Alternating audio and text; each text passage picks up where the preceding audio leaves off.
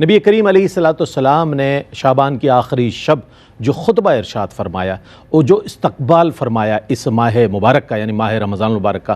اس کے مندرجات پر بھی ہمیں روشنی ڈالنی چاہیے اور غور و فکر کرنا چاہیے کہ آپ علیہ الصلوۃ والسلام کی زبان حق ترجمان سے جو کلمات ادا ہوئے ہیں وہ کیا مفتی صاحب میں چاہوں گا کچھ ارشاد فرمائیے۔ جی ذرا سا میں آیت کریمہ پر جو آیت نمبر 184 ہے اس پر میں بات کر کے جواب پر آتا ہوں۔ میں جو فرمایا نا کہ گنے چنے چند دن ہے، 29 دن ہے، ایام معدودات جو آپ نے فرمایا۔ اچھا اس کے بعد ایک فطری چیز ہے نا کہ ہر آدمی صحت مند تو نہیں ہوتا، ہر آدمی مقیم تو نہیں ہوتا۔ بہت اچھی بات۔ کبھی کوئی ایسی سچویشن بھی آ جاتی ہے کہ بندہ یعنی چاہتے ہوئے بھی روزہ رکھنے پر قادر نہیں ہوتا۔ تو اسلام میں فلیکسیبلٹی کیسی ہے، اور اللہ رب العالمین کتنی نرمی سے فرما رہا ہے، گنے چنے چند دن ہے، فمن کان منکم مریضا، اس کے باوجود اگر تم میں سے کوئی بیمار ہے نا، یعنی واقعی بیمار ہے، او علی سفر، یا پھر وہ حالت سفر میں، سفر شرعی میں، فعدۃ من ایام اخر، تو وہ روزہ چھوڑ سکتا ہے۔ فعدۃ من ایام اخر بعد میں قضا کرنی ہوگی۔ کیا بات۔ ظاہر ہے کہ جو عید الفطر کا پہلا دن ہے اور عید الاضحیٰ کے 4 دن، ان 5 دنوں کے علاوہ کسی وقت بھی قضا کر سکتا ہے۔ پھر ایک اور بات فرمائی، وَعَلَى الَّذِينَ يُطِيقُونَهُ فِدْيَةٌ طَعَامُ مِسْكِينٍ، کہ ایسے لوگ بھی ہوتے ہیں کہ جو پڑ جاتے ہیں بستر پر، جنہیں شیخ فانی کہا جاتا ہے، صحیح ہونے کی امید ہی نہیں ہے، تو کیا وہ روزہ رکھیں گے؟ کیسے رکھیں گے؟ ایسی بیماری ہے۔ تو فرمایا کہ وہ روزہ رکھ لیں، روزہ نہ رکھیں، چھوڑ دیں، اور اگر آگے بھی رکھنے کی طاقت نہیں ہے، اتنے بیمار ہے، اٹھنے کی طاقت نہیں ہے، تو پھر ہر روزے کے بدلے میں ایک فدیہ دے دیں۔ تو دیکھیں آپ اللہ رب العالمین نے کتنی نرمی سے جو فلیکسیبلٹی ہے، رخصتیں ہیں، وہ بھی اللہ رب العالمین نے بیان فرما دی۔ پھر دوسرا یہ ہے کہ آیت نمبر 185 میں رمضان کا مہینہ، بھائی کیا اس کا انٹروڈکشن کیا ہے، تعارف کیا ہے؟ تو شہر رمضان، رمضان کا مہینہ وہ الذی انزل فیہ القرآن، کے جس میں قرآن نازل ہوا۔ اچھا اب آ جائیے بیہقی کی حدیث پاک جو حضرت سلمان فارسی رضی اللہ تعالیٰ عنہ سے روایت ہے، اور یہاں پر آپ دیکھیں کہ اس حدیث پاک میں بھی اللہ کے رسول صلی اللہ علیہ وسلم جن لمحات میں یہ بیان فرما رہے ہیں، یہ باقاعدہ اپنے خطبہ ارشاد فرمایا، وہ بھی بالکل رمضان سے پہلے فرمایا، جسے کہتے ہیں جسٹ بیفور رمضان، یعنی رمضان کے بالکل پہلے فرمایا، آخری دن فرمایا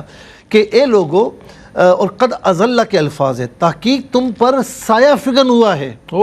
سایہ فگن ہونے والا ہے وہ مہینہ، رمضان کا مہینہ، کہ جس میں دن کے روزے تم پر فرض کیے گئے اور رات میں نوافل تم پر تطوع یعنی نفل کیے گئے۔ یعنی یہاں پر تطوع سے مراد، یہاں پر محدثین فرماتے ہیں کہ نماز تراویح مراد ہے۔ اچھا پھر فرمایا کہ یہ جو رات ہے، اس میں یہ جو مہینہ ہے، اس میں 3 حصے کیجئے، پہلے 10 دن، دوسرے 10 دن، اور پھر اس کے بعد تیسرے 10 دن۔ پہلے 10 دن عشرہ رحمت، دوسرا عشرہ مغفرت، تیسرا عشرہ عتق من النار، کہ جہنم سے آزادی کا عشرہ۔ یہاں پر بھی کنیکشن اور رب دیکھیے، دیکھیں رحمت کے بغیر مغفرت نہیں ہوتی، اور رحمت اور مغفرت کے بغیر جہنم سے آزادی نہیں ہوتی۔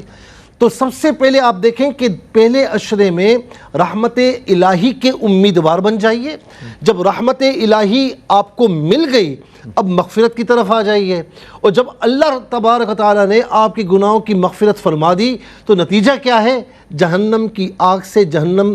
کے عذاب سے آپ کو امان دے دی گئی، وہاں سے آپ کو آزاد کر دیا گیا۔ پھر فرمایا کہ یہ مہینہ صبر کا مہینہ ہے، اور صبر کا ثواب جنت ہے، یعنی ایک ماہ رمضان صبر بھی اس میں ہے، اور فرمایا کہ مواسات کا مہینہ ہے، غمخواری کا مہینہ ہے، اللہ اکبر، یعنی غمخواری کا مہینہ بھی ہے، صبر کا مہینہ بھی ہے، امانت بھی اس میں ہے، یعنی ایک عبادت ہے اور اس میں کئی عبادتیں پائی جا رہی ہیں کہ ہم اگر اس کو صحیح طریقے سے رکھیں تو ہماری زندگی کے رنگ ڈھنگ صحیح ہو جائے، ہماری زندگی بالکل اللہ تعالیٰ اس کے رسول علیہ السلام کے احکامات کے مطابق ہو جائے۔ اور پھر اس میں فرمایا کہ یہ غمخواری کا مہینہ ہے، اور جس نے اس میں اپنے ملازم پر تخفیف کی، اللہ تبارک و تعالیٰ اسے جہنم سے آزاد فرمائے گا، اس کی مغفرت فرما دے گا۔ اور پھر ایک بات اور فرمائی کہ جس نے اس مہینے میں کسی روزے دار کو افطار کروایا تو اللہ تبارک و تعالیٰ اس کے گناہ معاف فرمائے گا۔